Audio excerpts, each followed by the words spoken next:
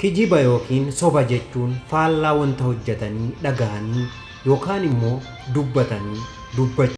Kijibni dhugaa jiru dhoksanii faallaa isaa dubbachuu yookaan immoo soba dhugaa fakkeessanii dubbachuudha. Kijibni amaloota fafee fi jibbamoo keessaa isa tokkodha.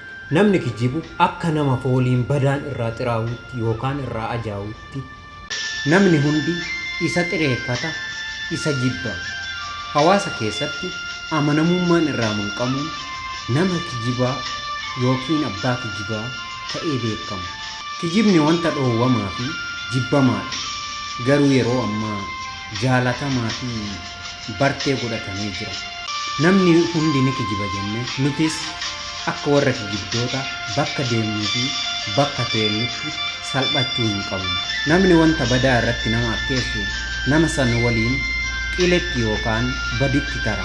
Namni wanta gaarii irratti nama akkeessu carraan nama akkas ta'uu guddaadha. Kanaafuu namoota dhugaa dubbatan akkeessuu dhiisnee namoota kijiban akkeessuun akkuma isaanii baditti taruu hin qabnu jechuun dhaamsa isinii dhaama. Hamma mata duree miidhaa kijibaa jedhuun walitti deebinutti nagaatti naa turaa.